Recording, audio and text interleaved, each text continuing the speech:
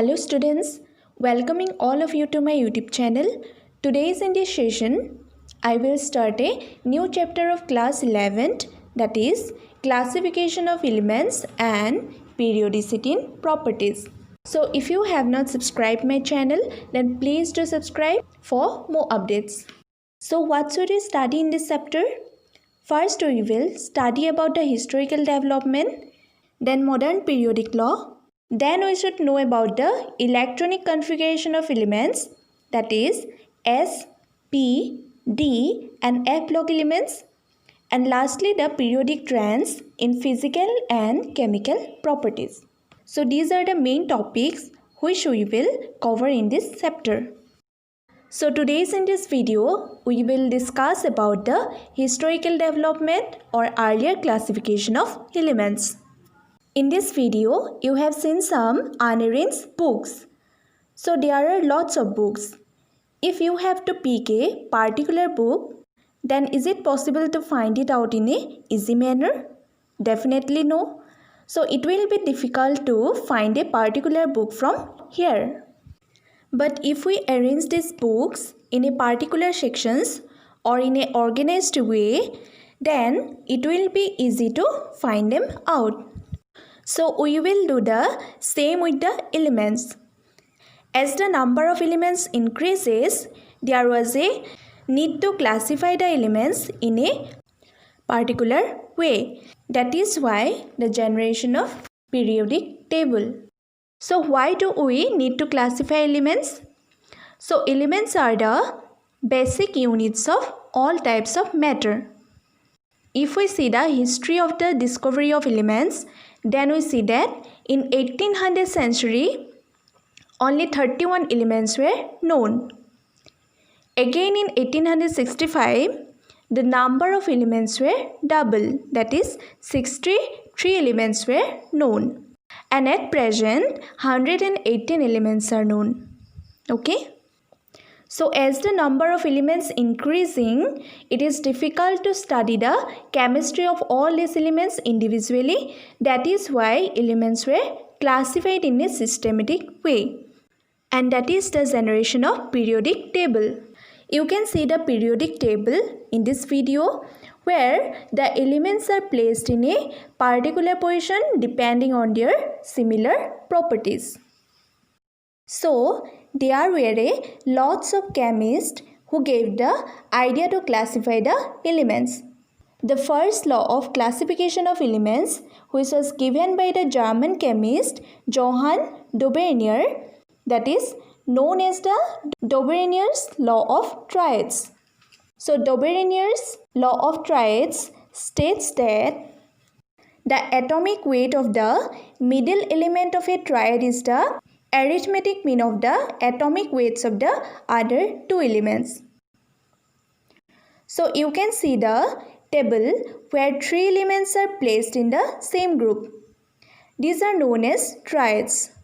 So the elements such as lithium, sodium and potassium, which form one triad, calcium, strontium and barium, they form another triad, and the triad of chlorine, bromine and iodine.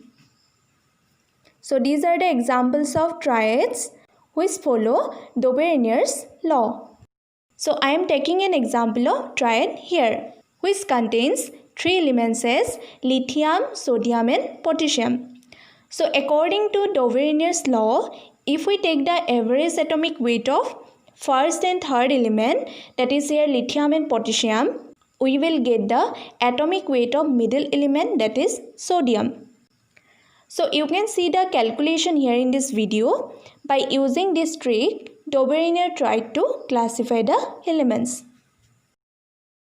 But this chemist was not successful to classify the elements by applying this rule.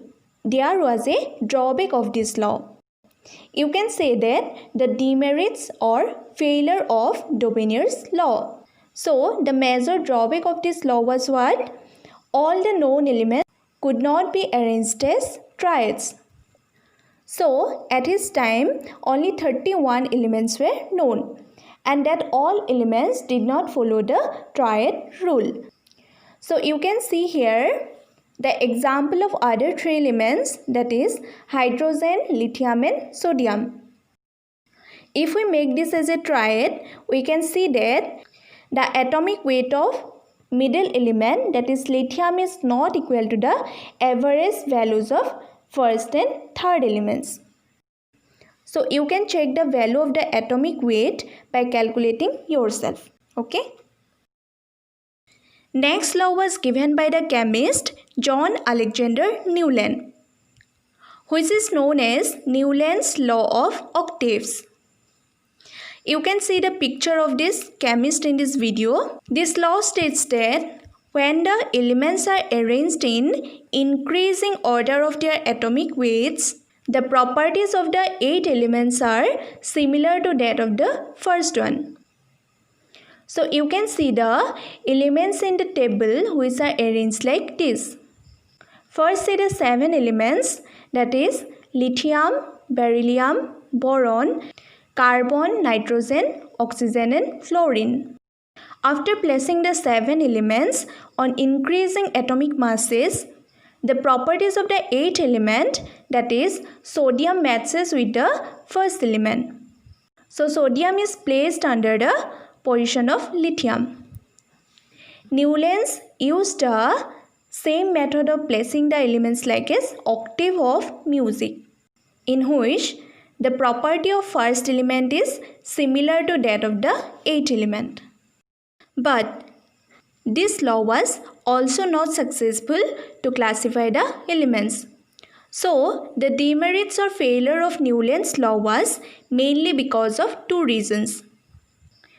The first reason is what? The discovery of heavier elements and the discovery of noble gases.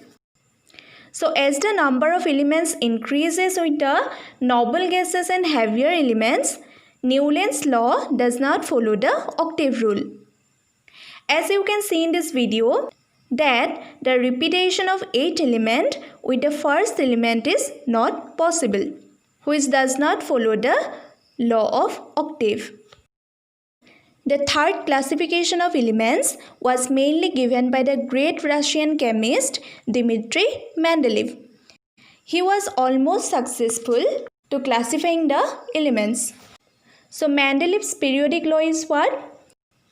The properties of the elements are a periodic function of their atomic weights. That means what? The physical and chemical properties of elements depend on their atomic weights. So you can see the Mendeleev's periodic table in this video, which he first used to classify the elements. And using that idea, the modern periodic table is also classified. Now see the characteristics of Mendeleev's periodic table. First characteristic is what? The elements were arranged in order of their increasing atomic weights in horizontal rows called as periods. Again, the elements were arranged in vertical columns called groups according to their resemblance in properties. The periodic table had 8 groups and 7 periods.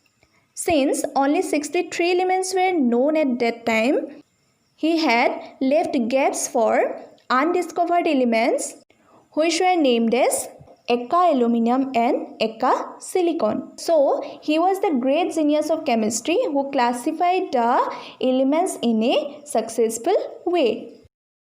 Next, in 1913, another physicist, Henry Moseley, showed that the atomic number of an element is a more fundamental property than its atomic mass. Okay, and according to this, Mendeleev's periodic law was modified to as modern periodic law. So here you can see the modern periodic table, where the elements are arranged in a particular groups and periods. This table is very important and you have to remember this element in group wise and period wise with their atomic numbers. Now see the modern periodic law. So what is modern periodic law? It states that the physical and chemical properties of the elements are periodic function of their atomic numbers.